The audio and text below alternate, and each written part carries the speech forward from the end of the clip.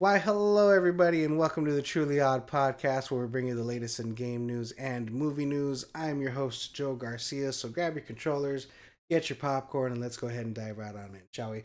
I'm feeling a bit ill today, guys, so forgive me if I'm clearing my throat and drinking some water as we go along here, but let's go ahead and dive right on in to our first game news topic of the day. And our first game news topic is the following.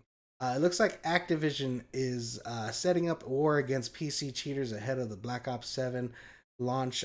Starting September 14th, Black Ops 7 will mandate SecureBot and TPM 2.0 on PC to block cheaters at the hardware level, adding a strong foundation for detection.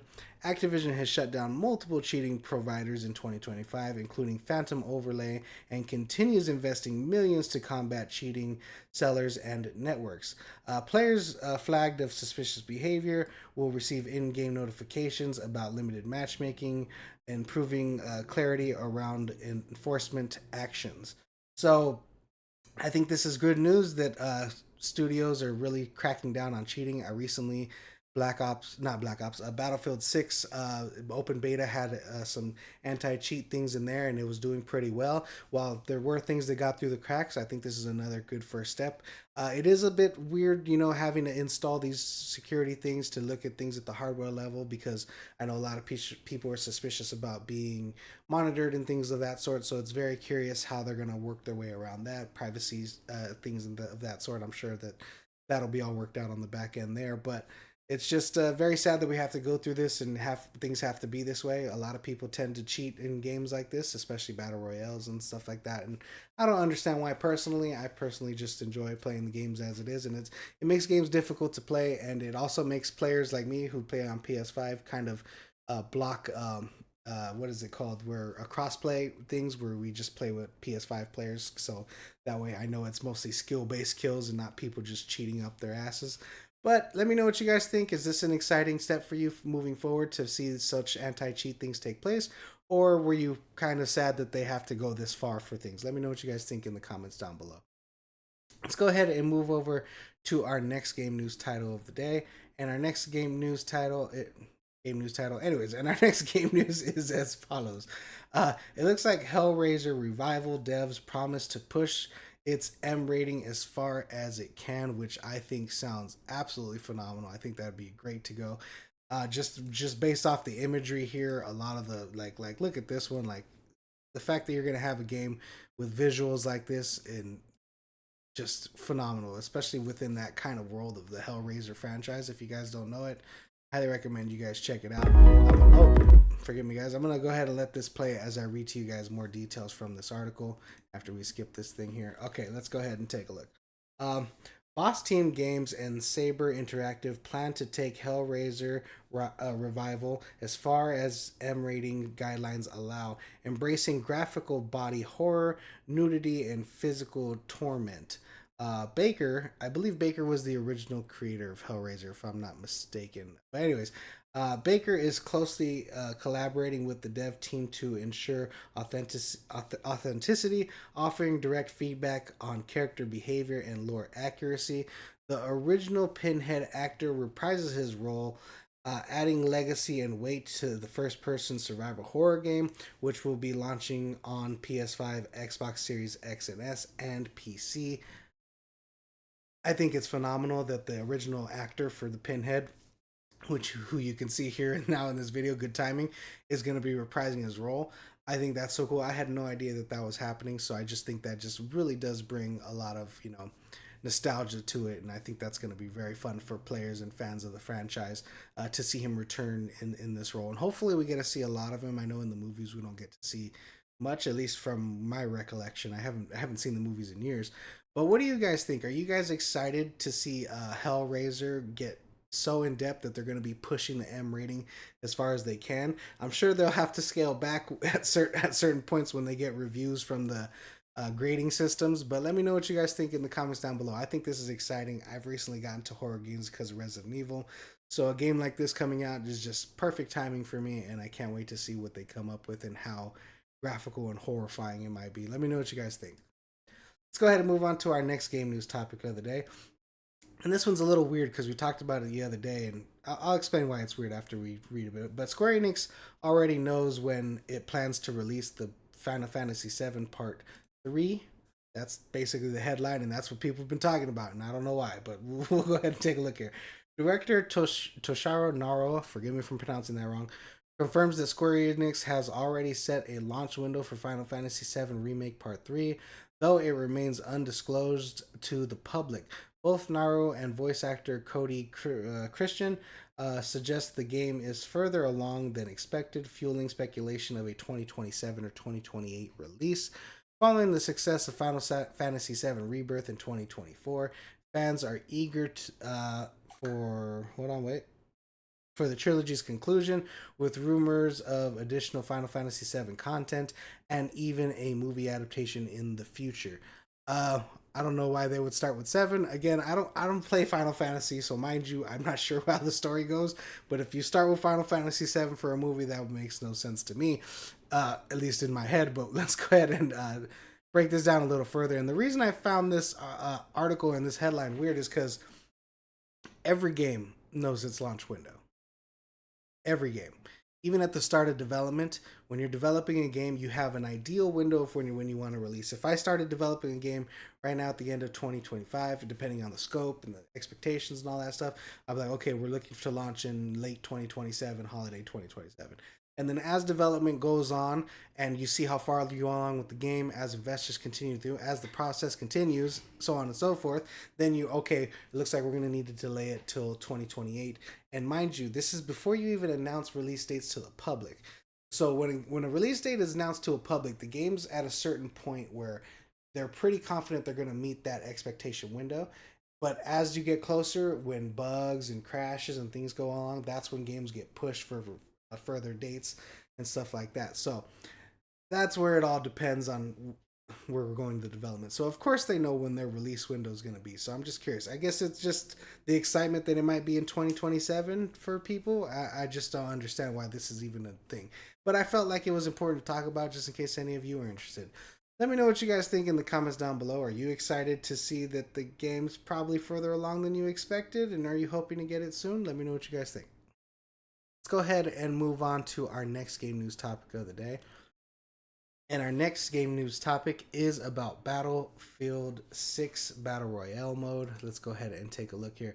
The Battlefield 6 Battle Royale mode reveals intense killing rings, destructive maps, and 100-player squads. I'm going to read you guys some more details here. I just want to put up a cool image for you to see. That one's cool. Anyways, let me go ahead and read this for you guys. Battlefield 6 introduces the deadliest ring in Battle Royale, instantly killing players on contact with no re-entry or delay upon adding relentless urgency to matches. If you guys don't know what they're talking about, so if you play a Battle Royale game, there's a ring that kind of encloses the players if you haven't played before. And I think in Call of Duty, it kind of like a smoke screen, so it lowers your health little by little as you go along.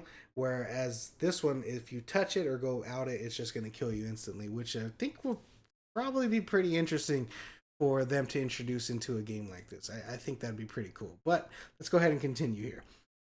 The mode features full destructive environments, transport and armored vehicles, and massive maps with varied. I don't know what the fuck that word is. We're skipping it. The mission based sequence objectives. And there'll be mission based sequence objectives. Anyways, matches will host 25 squads of 4, making 100 players total, with limited classes switching, loot based progression, and second chance tools beyond standard revives. Second chance tools beyond standard revives. I'm assuming that means that you'll be able to bring in players with certain tasks or certain tools in the game, which would be pretty fun, especially if you have a squad of 4 that you play with all the time. But I think this sounds very interesting. I like the fact that they're introducing new things to the Battle Royale. The one thing that excites me about Battle Royale in Battlefield necessarily is the fact that you can fly ships and helicopters and vehicles kind of in a better way than you can, and I want to say in Warzone. because I don't think Warzone you really can get into jets and do things like that. So seeing that being able in Battlefield 6 would be very beneficial for players and very exciting and very chaotic, I'm sure. So I'm curious how it'll all turn out when it's released. And as far as this ring killing people and 100 players, it sounds like a lot of fun, and I'm excited to check it out, especially with the type of gameplay that I saw from the beta. But let me know what you guys think. Does this excite you? Are you excited to check out this game? Is this something that you guys are interested in, especially with the kind of chaotic nature of having a ring destroy you at all times, making players forced to fight? Let me know what you guys think. Let's go ahead and move on to our last game news topic of the day. And our last game news topic is the following. It looks like the 20 best selling PlayStation games of all time have been revealed, according to Game Rant. So let's go ahead and take a look at what these games are. Now, I don't know what their metrics are, I don't know any of their details. I honestly was too lazy to do the research, but let's just take them for their word and see how interesting this list turns out to be, shall we? So let's go ahead and take a look here. It looks top games dollars wise. Now I think this is PS5 in general. This list here. There's another list down here that I believe is the PlayStation 1 games. Is that best selling PlayStation 1 games? Yes. But let's go here. I think this is overall. And of course, we got Grand Theft Auto 5 at the top of the list, top dollar and top units. Just in case you don't know what the dollar and unit difference is, dollar is the dollar amount made or the dollar amount spent, and unit is the amount sold. So, for example, if I sell you this, sorry, if I sell you this, let me see. If I sell you this Ricola for $1, that's going to count towards $1 in one unit. If I sell this Ricola to someone else for 25 cents, that's 25-cent dollar amount and also still another unit. So it would be $1.25 has been the dollar amount, and 2 units would be the units, just in case you don't know what that metric means. But let's go ahead and take a look here. Anyways, Grand Theft Auto 5 at the top of the list. We're going to go ahead and read the dollar amount first, followed by Call of Duty Modern Warfare 2019, Red Dead Redemption 2 at number 3, Call of Duty Modern Warfare 2 from 2022 at number 4, Call of Duty Black Ops 6 at number 5, Call of Duty Black Ops Cold War at number 6, Minecraft at number 7, Call of Duty Black Ops 3 at number 8, Grand Theft Auto San Andreas at number 9, Guitar Hero Legends of Rock at number 10, Marvel's Spider-Man at number 11, Call of Duty Black Ops 2, 1 at 12 and 13, Call of Duty World War 2 at 14, Call of Duty Black Ops 4 at 15, Call of Duty Modern Warfare 3 2023 at 16, and Call of Duty Modern Warfare 3 at 2011 at 17. At 18, we got Marvel Spider-Man 2. At 19, we have Marvel Spider-Man Miles Morales. And at 20, we have Grand Theft Auto Vice City. Wow. What a lot of Call of Duty games for best-selling PlayStation games. Now, the article's top list is a bit confusing because it says best-selling PlayStation games. I was assuming it was going to be exclusives, but the fact that all these Call of Duty, Grand Theft Auto, Red Dead Redemption games are the top-selling games on PlayStation, and they're also sold on Xbox and PC. Like, I can't imagine the amount of money that they bring in. What a fucking phenomenal thing for a studio to achieve. But as far as units sold, I'm not going to go ahead and break down that whole list because we have another list to go through. But you guys can go ahead and look at the video and take a look there if you guys are interested in seeing what those games are. The most surprising game on this list for me was actually the Guitar Hero 3 Legends Rocked. The rest of these didn't really surprise me. Call of Duty always sells well. Grand Theft Auto and Rockstars does phenomenal.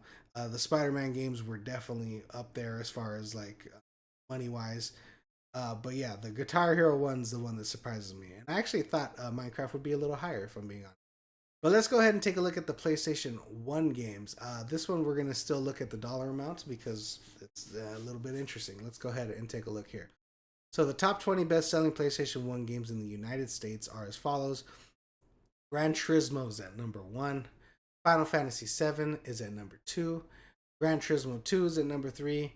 Crash Bandicoot 3 Wrapped is at number 4. Tekken 3 is at number 5. Tony Hawk Pro Skater 2 is at number 6. Metal Gear Solid's at number 7. Crash Bandicoot 2 is at number 8. Drive number 9. Tony Hawk Pro Skater is at number 10. Resident Evil 2 is at number 11. Sparrow the Dragon is at number 12. Final Fantasy 8 is at number 13. Crash Bandicoot is at 14. Frogger 1997 is at 15. Tomb Raider 2 is at 16. WWE Warzone is at number 17. Drive 2 at 18. Resident Evil 19. And is that T CTR Crash Team Racing? Oh, that's what Crash Team Racing is at number 20. I think this list is pretty interesting. I honestly didn't expect Gran Turismo to be at the top of the list when I thought about it. I actually thought it to be Final Fantasy VII or Crash Bandicoot game. So to know that it's Gran Turismo is pretty interesting to me, and I'm actually surprised Resident Evil is not higher on the list, seeing that it's at number 12, or no, not number 12, number 13, or no, I'm sorry, number 11 was shocking to me. I thought that was going to be a top five best selling as well. And the other one that was a bit shocking to me was the Tekken 3. I thought that one might have been lower, actually. So, very interesting list here as far as dollar amounts. If you guys, again, are interested in the unit sold, go ahead and look at the right-hand side in the imagery if you guys want to read that for yourself. Or I'll have all these articles and everything in the description down below if you guys are interested in checking it out for yourself. But what did you guys honestly think that the first PlayStation, best-selling PlayStation 1 game of all time was? Me, personally, again, I thought it was Final Fantasy VII, but I'm curious as to what you guys thought it was. And also, what did you think that the best-selling PlayStation game of all time was in the United States? I didn't think it was Grand Theft Auto 5, actually. I don't know what I thought it was, but I didn't think it was that. I thought it was probably Minecraft now that I think about it, but let me know what you guys think in the comments down below. Let's go ahead and move on to our movie news topics of the day, guys. All right, starting with our first movie news topic, and it's as follows. It looks like we have our final trailer for the Sydney Sweeney movie, Charity. The trailer just dropped today. I'll have the links again in the description down below if you guys want to check it out. Let's go ahead and break down what this is. Charity stars Sydney Sweeney as boxing legend Charity Martin. Uh, uh, Hold on. Oh, which premiered at Toronto International Film Festival and is now had its official trailer ahead of its November 7th release date. Directed by David McCord, pronouncing that horribly wrong probably, the film chronicles Martin's rise from small town fighter to global icon, including her troubled relationship with trainer husband Jim, played by Ben Foster, who I think is a very underrated actor, by the way, and battles outside of the ring.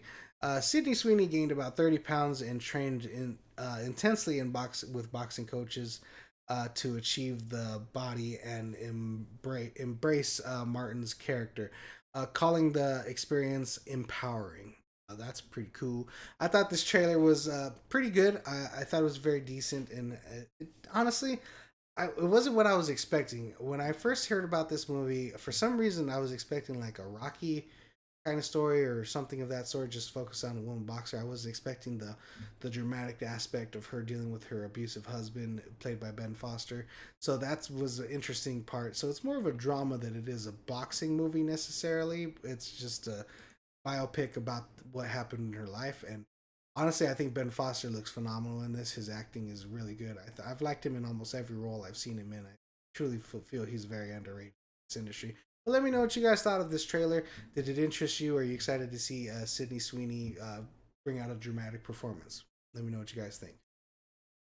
Let's go ahead and move on to our next movie news topic. And our next movie news topic is about Idris Elba is set to direct and star in Apple TV's thriller This Is How It Goes. Um, Elba will helm and star in the film's version of Neil Labrut's, forgive me if I'm pronouncing that right, play This Is How It Goes, which centers around a couple who takes in a former classmate under mysterious circumstances. The project reunites Elba with the Martin with material the material he once performed on stage. Basically, sorry guys, I don't know why I even included that word. I don't know what that word means. Basically, it's Idris Elba's going to be reprising the story that he once performed on stage. This is screenwritten by Nathan Price and adapted by. Oh, sorry. This is a screenwriter. Nathan Price is adapting the script for Apple Original Films. Apple's making interesting moves as far as some of their films and TV shows. They seem to be trying to be on the HBO Max level of quality. HBO has a lot of the quality, Sopranos and things of that sort that just really brings up their value as a company and their value as people wanting to go see their content. And I think Apple TV is getting close to their walls. They've had some misses, like I don't think C was all that great, but Shrinking and a lot of their other content has been so phenomenal. And their movies have been decent too, so it's interesting to see them do projects like this. And as far as Idris Elba as a director, I haven't seen anything he's directed. I know he's directed a couple projects, but it'd be nice to see him adapt something that he originally did on stage. So hopefully he knows the material very well and he can bring a good adaptation to the screen. But let me know what you guys think in the comments down below. Let's go ahead and move on to our next movie news topic of the day. And this is, for some reason, big news. I don't know why it'd be big news in the United States because this is a French film and it's going to be a foreign language film. But I did think it was awesome, and I thought it would be nice to cover even foreign language films here on this channel because, sometimes they're very interesting. I watch anime all the time with subtitles, and there's movies I'm interested in seeing with foreign language. One that I want to see, totally off topic, sorry. One that I definitely want to see is what is it? The killer, the cop, the devil, or something like that. That one or the gangster. It's a Korean film. It looks phenomenal. We'll talk about that later when I probably check it out. But anyways, let's go ahead and take a look here. It looks like the Phantom of the Opera movie adaptation has started its principal photography. I'm gonna pronounce his name horribly wrong, but forgive me. Alexander Kostagnet, I hope. Anyways, Phantom of the Opera has started principal photography at the iconic Parlis Garnier, blending Godson Loris classic with Twilight style romance and contemporary ballet. The film has already been sold. The film has already been pre-sold. That's probably why it's all over the place because this is probably big news. The film has already been pre-sold over 20 territories, including Germany, Italy, South Korea, and Canada, positioning it for a major global release in 2026. Excuse me. The cast includes Diva Casal, Romo Doris, and acclaimed ballet stars with cinematography by Martin Motion and a score by Dan Levy. Yeah, and promises a very rich and emotional, intense adaptation.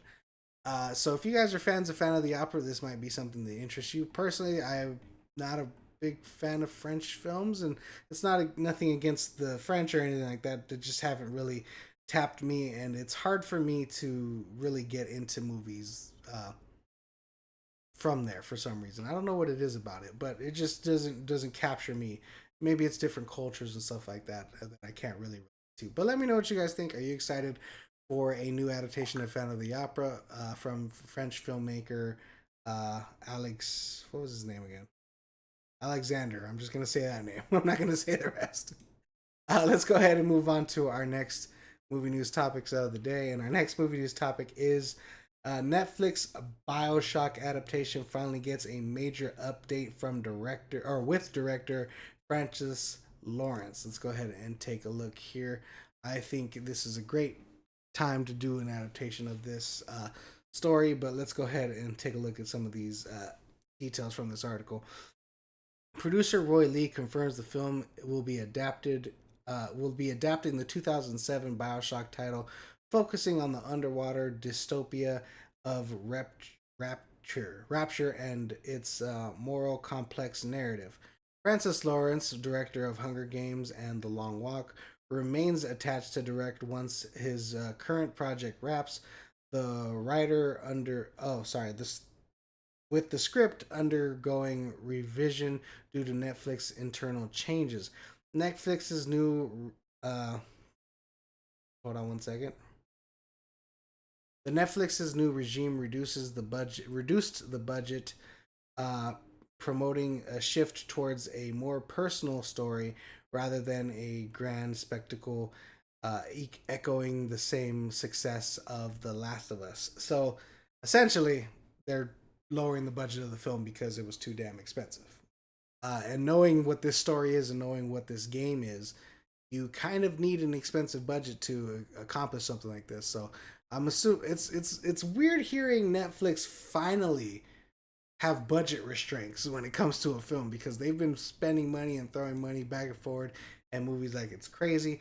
But I do think this is a great time for adaptation. We have great successes for video game adaptations lately with Fallout and other things, the Fallout, The Last of Us. And even though this is set to be a movie, I think this is a good story to be told, and it's a very good horror movie. And hopefully, they lean a lot into the horror aspects along with a lot of the sci-fi aspects. But let me know what you guys think in the comments down below. Are you excited for a BioShock adaptation coming from Netflix? Let's go ahead and move on to our last movie news topic of the day. And our last movie news topic is the following. Marlon Williams reveals what films could possibly be spoofed in Scream 6. Scary Movie 6. I think that's exciting to hear some of this because I'm very excited for Scary Movie 6. Let's go ahead and take a look here. Marlon, Sean, and Keenan Ivory Wayans reunite to write and produce Scary Movie 6. I keep saying Scream because that's what's stuck in my head. Anyways, with original stars Anna Faris and Regina Hall reprising their iconic roles. The sixth installment will parody recent hits like Get Out, Nope, Long Legs, Heretic, and Sinners, alongside classics like Scream and I Know What You Did Last Summer. The film is slated to hit theaters on June 12, 2026, marking a major comeback for the franchise after more than a decade. I think it's exciting to see a lot of the things that they're going to be adapting, or a lot of things they're going to be spoofing. My apologies. Especially like Get Out, Nope, stuff like that from Keenan Peele, because I feel like hopefully they're able to get Key and Peele in there, especially Jordan Peele would be nice since he is the director of Nope and Get Out. So it'd be nice to see him spoof himself. That'd be pretty fun to see stuff like that. Sinners, of course, which is another major release, and other horror movies that they probably haven't even told us, like Weapons and things of that sort. So I think this is awesome. I'm very excited for Scream 6. And what movie do you guys hope that they spoof? What specific horror movie has stood out to you over the past years? For me, it'd probably be the Conjuring franchise, especially with the success of what's happened with The Nun and what's happening with the recent Conjuring movie. I'm sure that they're going to be spoofing and making fun of that as well, and that's exciting to see. But let me know what you guys think in the comments down below. What's the movie you hope they most spoof? But yeah. Sometimes you just have to stop talking. Anyways, yeah, that's a wrap for today's episode of the Truly Odd Podcast, guys. Thank you so much for joining me. If you like this episode, please like and subscribe. And always, guys, remember to stay true, be odd.